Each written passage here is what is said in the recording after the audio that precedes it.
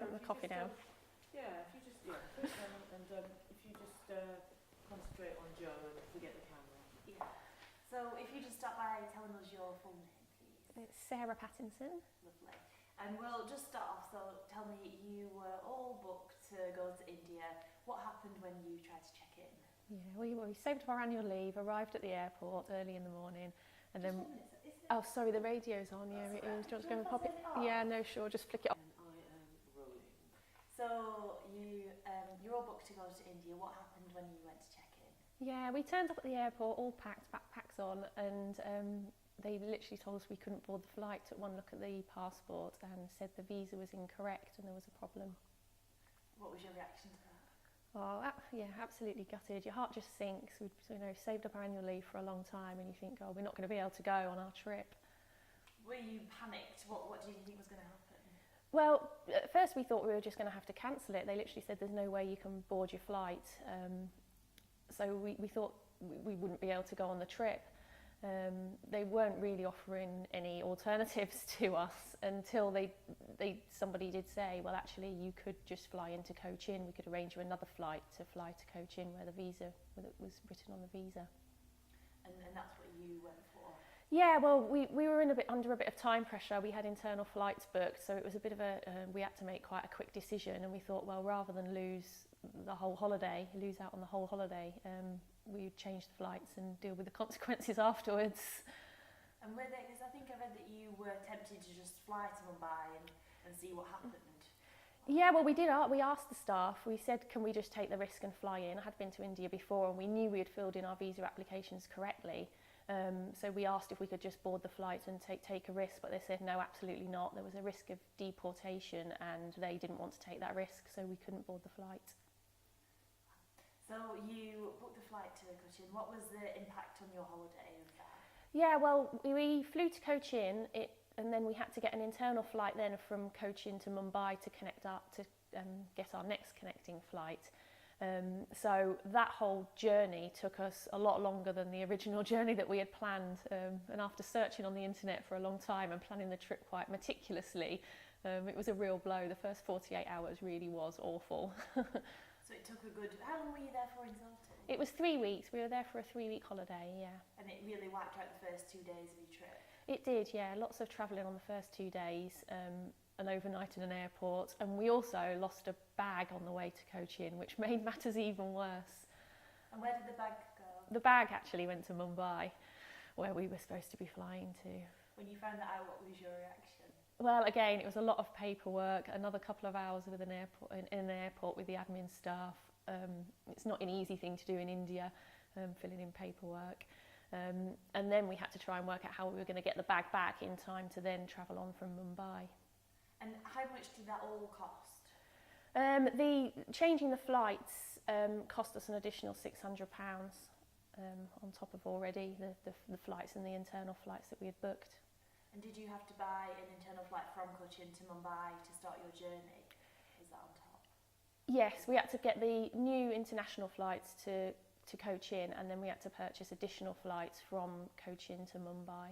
And the total of that was about £600? It was, yeah.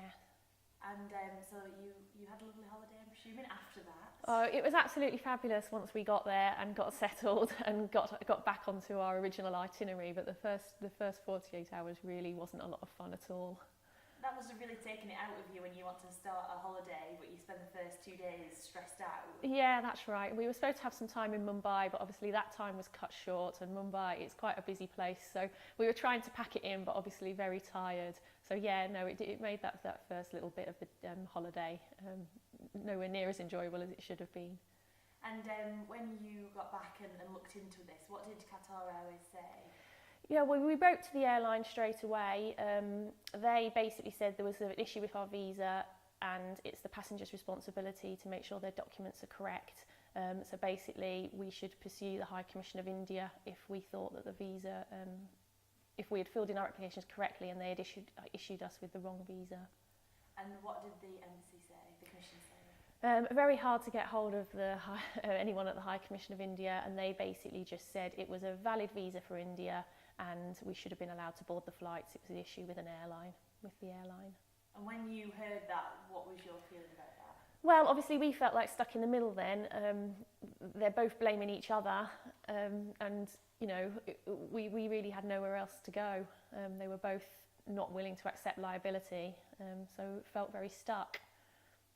And you said to Qatar that the commission was, you said that to them, didn't they? But they would just keep you sort of stuck between them both, ping-ponging between each other. Yeah, that's right. Both parties blamed each other. High Commission said that the airway should have let us board, and the airway said the visa was wrong. So we just ended up stuck in between the two. Did you feel a bit desperate at that point? Yeah, very desperate, because it was very frustrating knowing that you've paid out all that extra money for something that really, no matter whose fault it was, definitely wasn't our fault. So yeah, very frustrated. And the visa was actually valid? All the confirmation that we've had from the visa issuing authorities is that the visa was valid.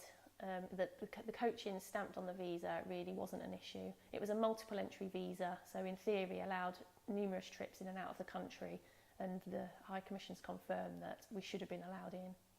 When you'd originally looked at the visa, you'd seen it said coaching, did you even give that a second thought? Or? We didn't give it a second thought really. It was just printed under a bit of text, and there was no reference to what coaching meant. So although we did check our names, passport numbers, etc., the things that you could be expected to check, there was really no way of checking what coaching meant.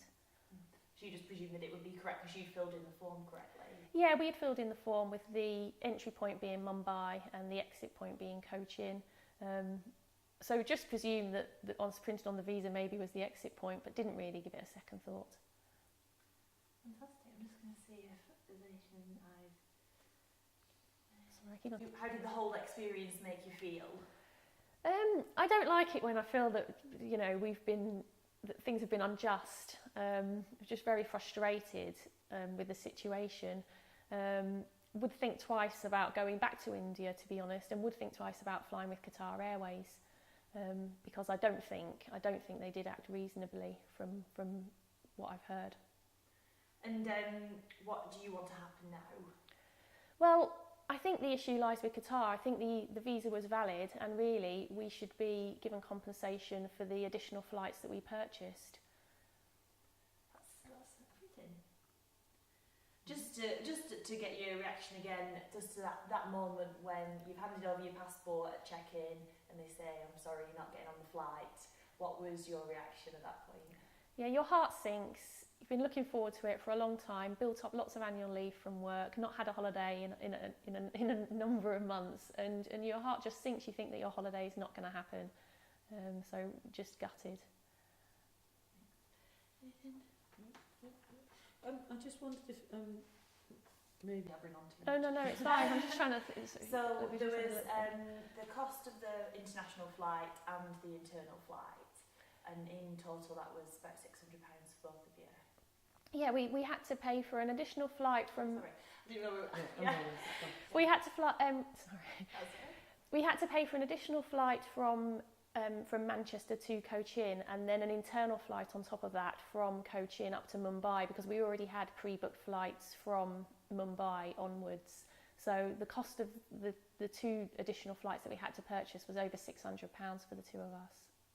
Because you had to go to Mumbai because that's where everything else was booked from. That's right. We had a number of trains, internal flights, all sorts of... sorry. That's all right.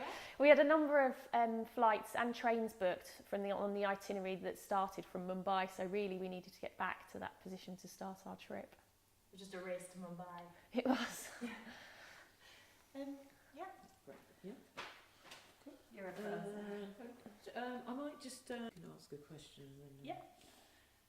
So this is we're just doing different shots of hands and things, so don't worry about them. So what happened about your luggage when you arrived in Cochin?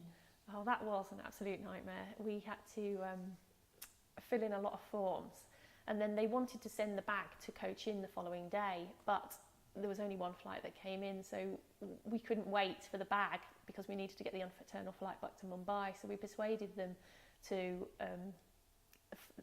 leave the bag in Mumbai, and we would pick it up there. But I don't know if you know Indian airports, but when you actually get to the airport, they won't let you in without a ticket. So we stood outside in Mumbai airport, this was the next morning, and had you know, arguments with officials saying we needed to get the bag out the airport. Luckily, as like a porter helped us actually in the end, but we really were nearly going without the bag as well. So that just added insult to injury of the whole thing. So Qatar Airways said Awful. You can imagine. I was, to be honest, my partner was saying, well, we'll just leave the bag. Let's just get the next flight, because we were going to miss the flight then from Mumbai to Udaipur. So he was saying, leave the bag. Let's get the flight. And obviously, I was like, oh no, I really want my things. So I wanted to get the bag and miss the flight. So that was a bit stressful as well. To end up arguing about that. you might never have got it back otherwise. Well, I Just know. organisation. Yeah, no, we probably wouldn't. But that was, again, we literally just got the internal flight. So the whole thing was just a nightmare. I've not been to India before, but colleagues that have just said the sort of bureaucracy to get anything sorted. Oh, it's awful. It must have taken us 2 hours to fill in the form just to say the bag was missing, and then trying to make sure that they did send the bag to Mumbai, and you don't know whether anyone's actually understanding what you're saying, and then trying to get it back. We were at Mumbai airport, it must have been for 3 hours that next day, just trying to get this bag back. When you finally got on your trip, was there a feeling of relief? Oh yeah, when we got back to Udaipur, which was the first place we were supposed to be at, we really did relax. It was a lovely place, thank goodness. We stayed in a lovely place, and it was like calm down and just get back on with the rest of the holiday. Great. Okay, so